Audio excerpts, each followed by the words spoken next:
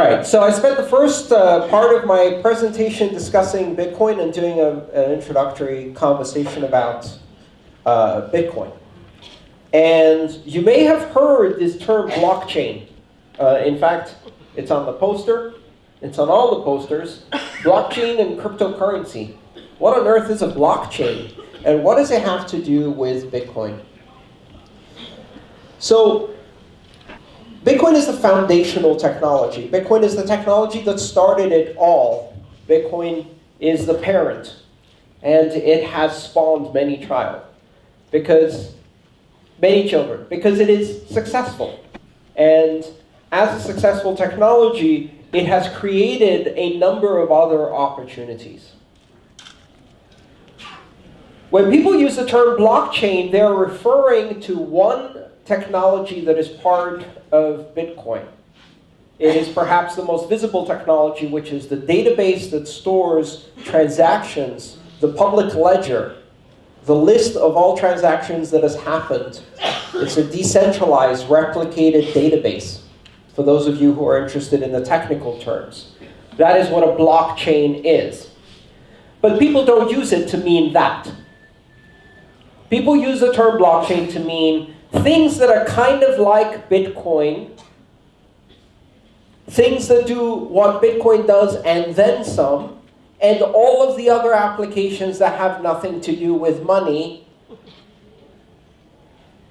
And then the banks go, and some of the things we do, but we would like to call blockchain to seem like we're doing innovation. And then the consultants go to the banks and say, and you can also call blockchain doing exactly what you used to do, business as usual, without being disrupted at all, and we're sure we can make it work for you if you pay us enough. As a result, nobody really knows what blockchain means.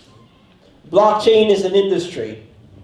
We have a saying that the most important meaning of blockchain is that if you go to Silicon Valley, go into your hotel room, turn off all the lights, stand in front of the mirror, and say, blockchain, blockchain, blockchain, 3 times, 10 venture capitalists will jump out of the closets and throw millions of dollars at you. And that is true. That is true. I've seen it. Blockchain in itself is meaningless. Blockchain is what we use to say the technology behind Bitcoin, which is a bit like saying network is the technology behind the internet. And of course, if you're one of the industries that is being massively disrupted by the internet, maybe you want to say, hey, we can do network too. We don't want to do the public, messy, open, not very profitable, freedom-bringing internet, but we can do network all day. As long as it's private, controlled, and profit-making, and we can charge by the minute, we can do network too. And if you think that's fiction, that's exactly what happened on the internet in the 90s. That's what the phone companies tried to do. They tried to create private internet, which was internet without any of the interesting things. It was internet where you needed a license and a registration and an account. Well, now, a lot of companies are trying to do that with the Bitcoin space. So, blockchain means some interesting things, but it also means some not so interesting things, and it also means some things that are just attempts by consultants to confuse enough to make some money on the side. I'm going to focus on the interesting things. So how do you tell what a blockchain is and what a blockchain isn't? What are the things that are interesting about Bitcoin? What are the things that are interesting about the internet? Is the internet interesting because it offers you network? Is Bitcoin interesting because it does payments? To me, the interesting things are certain characteristics. What is Bitcoin? Bitcoin is a system of payments that is open. What does open mean? Open means anyone can access it, anyone can participate, anyone can innovate on this system without asking for permission. That's what open means. It is borderless. There are no borders. There are no borders on the internet. There are no borders in Bitcoin. The protocol simply does not see distinctions between countries. They are meaningless. It is neutral. It doesn't care if the participant is male, female, Christian, Muslim, old, young, rich, poor, brown, black, white, or whatever. The protocol doesn't care. It's neutral. It validates transactions. It's decentralized. There is no central point of control. It is censorship resistant. You cannot censor, freeze, or cancel transactions. Those are the things that make Bitcoin interesting. Arguably, those are the things that make the internet interesting, right? That's why it's powerful. There are other blockchains that also share those characteristics. In fact, people have taken the basic recipe of Bitcoin, and in the first year they created 2 or 3 alternative coins. They were called altcoins. Since then, every year more and more and more and more. Today there are more than 1,500 blockchain-based systems that use the basic recipe of Bitcoin or variations of that design principle to create systems of currency, systems of trade, platforms, and various other things. These are all blockchains. Most of them share the interesting characteristics of Bitcoin. They're open, borderless, neutral, censorship resistant. Some do not. Of the 1,500, I would say more than 90% are worthless. And of those, more than 90% are probably scams. Their primary purpose is to enrich the people who created them. They see something successful, they try to create it. In fact, we have seen the emergence of a very large number of scams. Scams that are, in essence, Ponzi schemes. Who's familiar with the term Ponzi? Ponzi? Did you know that's the name of a guy? Mr. Ponzi. He inadvertently became famous. Multi-layer marketing systems. Pyramid schemes, right?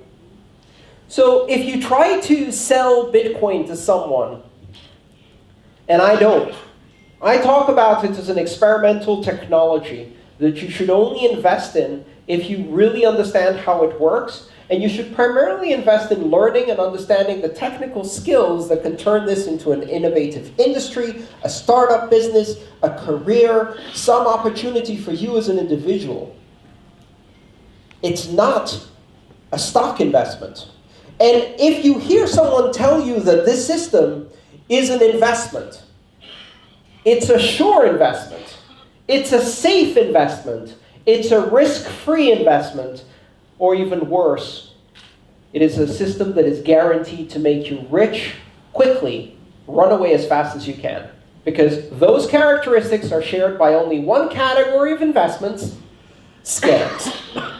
Nothing in life is easy, risk-free, and will make you rich. So, beware, especially in Southeast Asia, where you have very large numbers of new middle-class investors for the first time entering investment markets.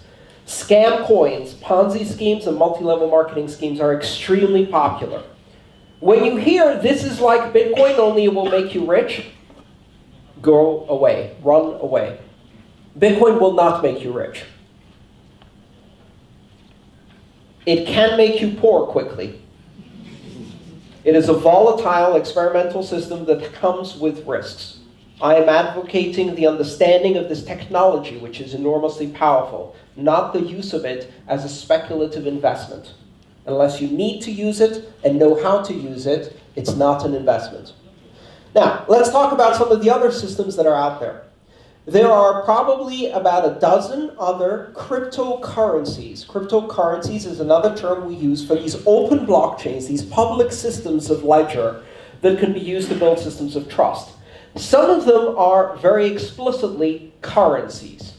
I'll mention just a few. You may have heard of them. Dash, Monero, Ethereum, Zcash, Litecoin. All of these are cryptocurrencies that are based on open public ledgers.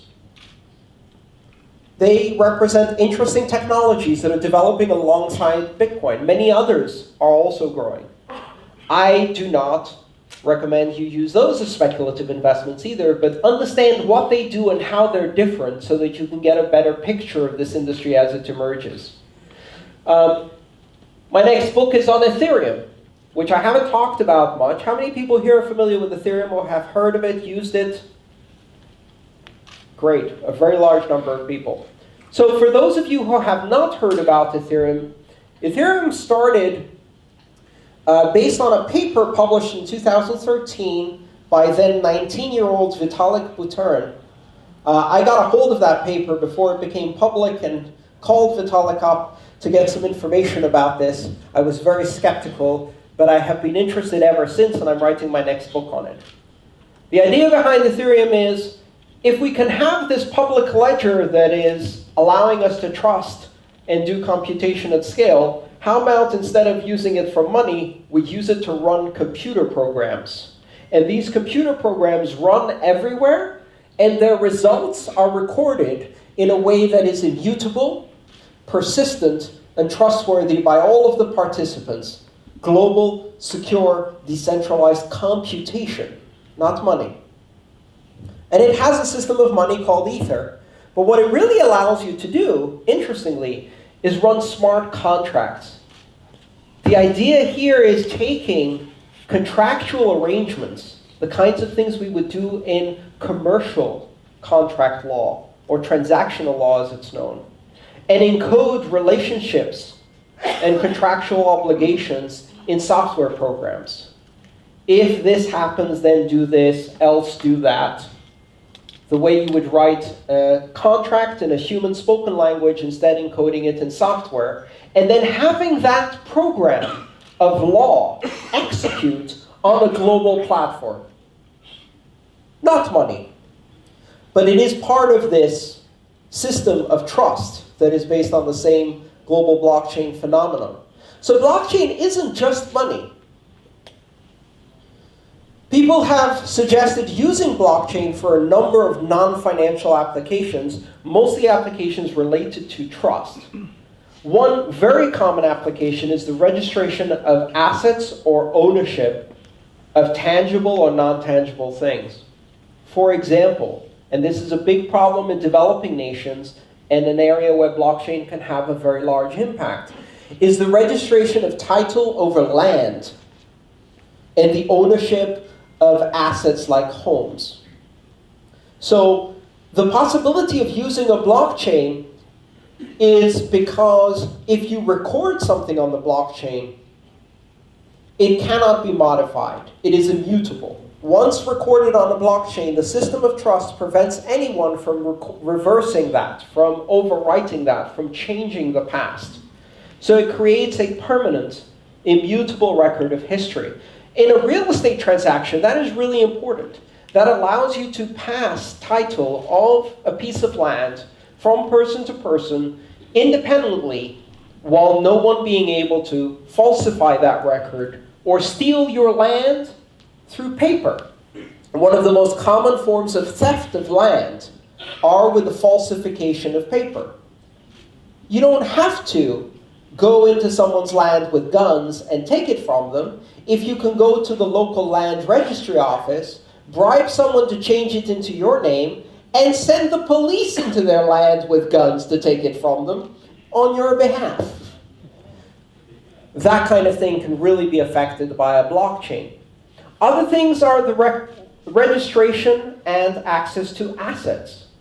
You can, for example, have the title of a car, a boat, an aircraft registered on the blockchain.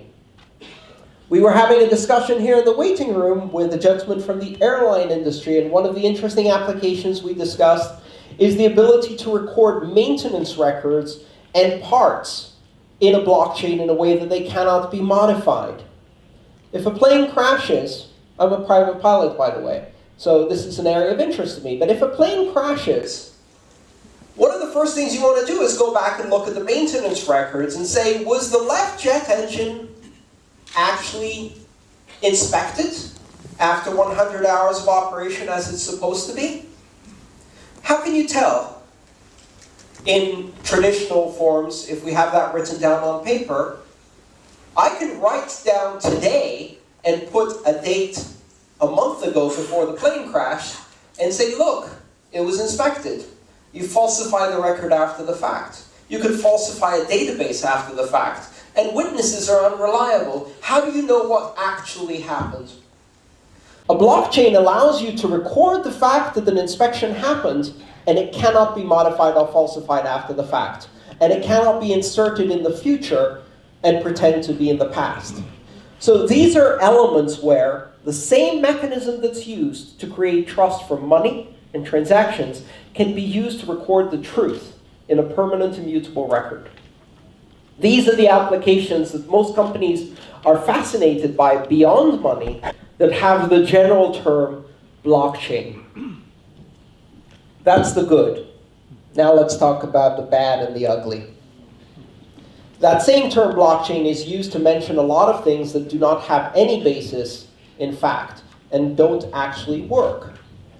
What has become very fashionable lately is this idea that you can do blockchain without Bitcoin. As in, blockchain is good, but Bitcoin is bad. It's used by criminals, gamblers, degenerates. It's just money. One of the fundamental mechanisms behind the blockchain is its security. Bitcoin allows you to have a system that is decentralized without a central point of control by creating a competition in which those who provide security are rewarded in Bitcoin, the currency.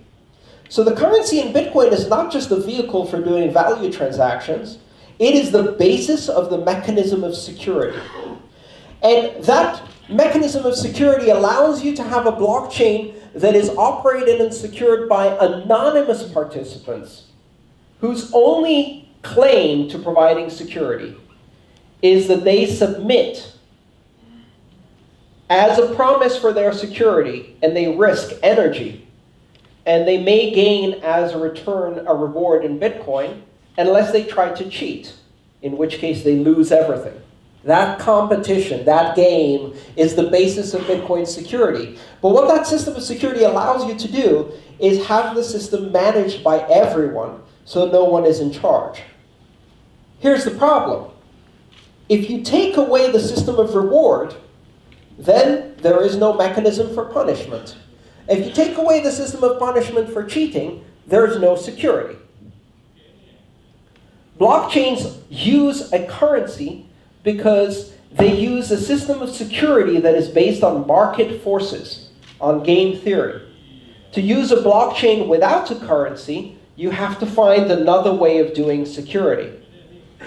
And this is where the traditional institutions come in and say, I know, how about we assign 5 trusted institutions and they validate every block on the blockchain and make it a private blockchain where we control who has access. And since those 5 private institutions assign trust on the blockchain, if you trust those institutions, you can trust the blockchain. That is business as usual. That is blockchain being used to perpetuate the system of institutional trust that has failed to scale. Only worse.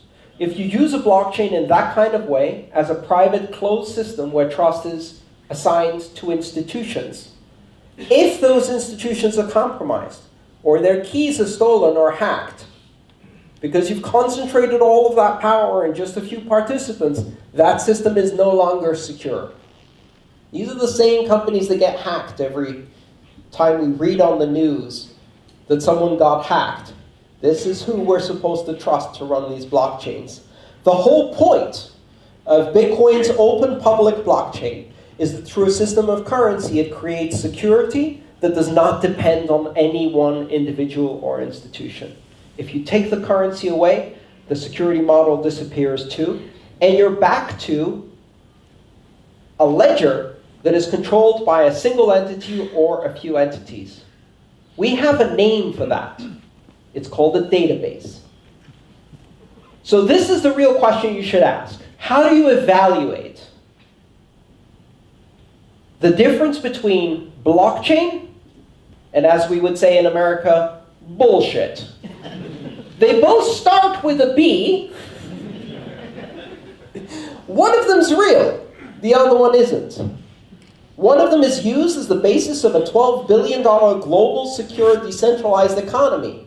And the other thing is the thing the consultant's trying to sell. How can you tell the difference between real and not real? Ask the following questions. Is it open? Is it public? Is it borderless? Is it censorship resistant? Is it neutral? Can anyone access it without permission? Can anyone use it without permission? Can anyone innovate on it without permission? If the answer to all of those questions is yes, then it's giving you the values that we find so interesting in Bitcoin's blockchain. And you can say that for a number of other cryptocurrencies and blockchains, yes to all of those things. If you can take the entire brochure that describes this thing and do search and replace, and for every mention of blockchain, you can replace it with the word database, and then you read it and it still makes sense, you're not being sold a blockchain. You're being sold a database by a scam artist. And that's the difference between blockchain and bullshit. Thank you.